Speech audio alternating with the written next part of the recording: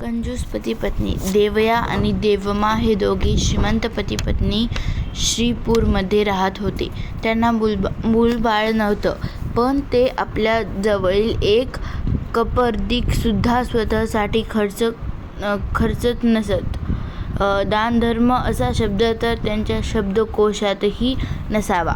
आपल्या जवळील संपत्ती वाढत चालली बघत बसणं हा त्यांचा एकमेव छंद, एकमेव आनंद होता. ते कधीही नवे कपडे आणत नसत की पोटाला चांगलं करून खात नसत. आपल्या घरी कधी कोणाला बोलवायची तर बातच सोडा. त्यांचा हा स्वभाव ओळखून त्यांनाही कोणी आपल्या घरी बोलवत नसे. एक दिवस त्यांच्या शेजारी एक नवं कुटुंब राहायला आलं. त्या कुटुंबातील लोकांना या कंजूस जोडप्याबद्दल काहीच माहीत नव्हतं. एक दिवस त्यांच्या घरातील कोणाचा तरी वाढदिवस होता. त्यानिमित्त त्यांनी साजूक तुपातील बेसनाचे लाडू बनवले होते. त्यातील 2 लाडू त्यांनी देवयाच्या घरी पाठवले. ते लाडू खाल्ल्यावर देवया आणि देवमाच्या तोंडात बराच वेळ ती चव तरळत राहिली. ती चव विसरणं त्यांना शक्य होईना. रोज ते दोघं आपापसात त्याविषयी बोलत. ते लाडू किती चवदार होते नाही? काय गंध होता त्याचा! आणि मऊ तर किती होते! जिभेवर वरघळावेत असे! त्या दोघांना त्या विचाराने झोप लागेना. काही काळानंतर अखेर देवयाने मनाशी एक निर्णय घेतला. तो देवमाला म्हणाला, मी थोड्याफार सुखसोयीवर पाणी सोडायला तयार आहे, पण मी बाजारात जाऊन 2 लाडू बनवण्याचं सामान विकत घेऊन येतो. हे ऐकून देवमालाही अतिशय आनंद झाला. पण तिने आपल्या पतीला सावधगिरीची सूचना दिली. हे पहा, मी जर घरी लाडू बनवायला घेतले तर त्याचा खमंग वास सर्वत्र पसरेल. मग सगळ्या शेजाऱ्या पाजाऱ्यांना ती बातमी कळेल. त्यापेक्षा आपण असं करू, एखाद्या निर्जन जागी जाऊ, तिथे लाडू बनवू आणि मग घरी येऊ. म्हणजे या कानाचा त्या कानाला पत्ता लागणार नाही. देवयाला तिचं म्हणणं पटलं. त्याने बाजारात जाऊन केवळ 2 लाडूंना पुरेसं सामान आणलं. ते सामान घेऊन दोघं एखाद्या निर्जन जागेकडे जाण्यासाठी घराबाहेर पडले. परंतु देवमाने आजवर कधीच लाडू बनवले नव्हते. तिला किती सामान कोणत्या मापाने घ्यायचे त्याची काही कल्पना नसल्याने तिच्या हातून 3 लाडू तयार झाले. ते चांगले झाले होते. मग ते दोघं ते लाडू घेऊन घरी परतले. ते आता आपण बसून कधी एकदा खातो असं त्यांना झालं होतं. देवया म्हणाला, मी बाजारात जाऊन सगळं सामान आणलंय, त्यामुळे मी 2 लाडू खाणार आणि तू 1 खायचा. त्यावर देवमा म्हणाली, का म्हणून? लाडू मी बनवले आहेत, त्यामुळे मी 2 खाणार आणि तुम्ही 1 खायचा. मग दोघांचं त्यावरून चांगलंच भांडण जुंपलं. असा खूप वेळ गेला तरी पण त्या दोघांमध्ये समझोता होईना. अखेर त्यातून देवयानं एक मार्ग काढला. आपण दोघं एक पेच लावू. आपण एकमेकांशी काहीही बोलायचं नाही.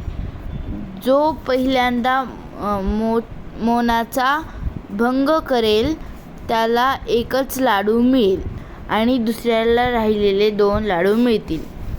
देवमानेही ते लगेच मान्य केलं. दोघंही घरात नुसते बसून राहिले. आपल्याला 2 लाडू मिळले पाहिजेत या कल्पनेने दोघांनाही काही काम सुचत नव्हतं. थोड्या वेळाने दोघे इतके कंटाळले की ते जमिनीवर अंग टाकून नुसते पडून राहिले. दोघांच्या मधोमध ते लाडू होते. असे कित्येक तास गेले, पण दोघांपैकी एकानेही तोंडातून आवाजही काढला नाही. असा दुसरा दिवस उजडला आणि मावळला. तिसऱ्या दिवशी शेजाऱ्या पाजाऱ्यांच्या ध्यानात आलं, कंजूस पती पत्नी 2 दिवस बाहेर पडलेलेच नाहीत. शेजाऱ्यांनी काळजीने दरवाजा ठोठावला. दरवाजा आतून बंद होता. आतून कोणी उत्तरही देत नव्हते. शेजाऱ्यांना शंका वाटू लागली. लवकरच गावात ही बातमी पसरली. त्यांच्या घराबाहेर मोठी गर्दी गोळा झाली. आता मात्र सर्वांना चिंता वाटू लागली. मग गर्दीतील एक जण घराच्या गच्चीवर चढला. त्याने घराच्या छतावरील एक कोल बाजूला सरकवून आत डोकावून पाहिलं. त्याला 2 पती पत्नी जमिनीवर पडले असून दोघांच्या मधोमध एका वाडग्यात लाडू ठेवले आहेत असं दृश्य दिसलं. तेथूनच तो मोठ्यांदा ओरडला, "तो दोघं मरण पावले. ते दोघं मरण पावले आहेत. त्यांचं जेवणही तसंच पडलं आहे."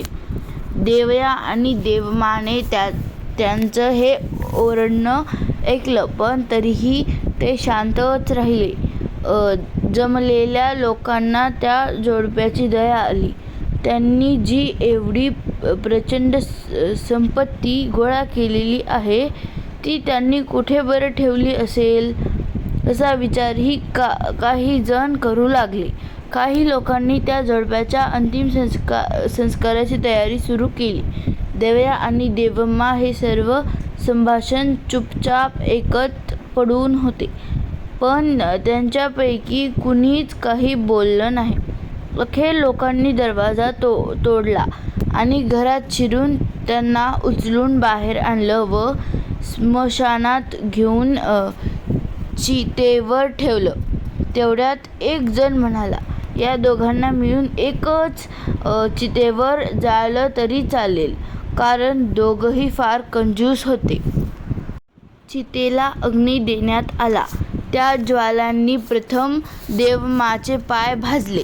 ते असह्य होऊन ती मोठ्यांदा ओरडली, "एकच पुरे, एकच पुरे."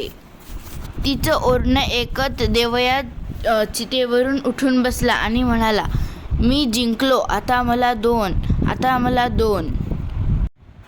दोघंही चितेवरून उतरून घराकडे धावत सुटले. जमलेल्या लोकांची जराही पर्वा न करता त्यांना असं उठून पळताना पाहून लोकांची भीतीने गाळण उडाली व लोकही सैरावैरा धावत सुटले. दोघं धापा टाकत घरात आले. घराचं दार कोणीतरी उघडंच टाकलं होतं. दोघं आत शिरून बघतात तर काय, एका भटक्या कुत्र्याने घरात शिरून ते 3ही लाडू फस्त केले होते आणि तो रिकामा वाडगा चाटत होता.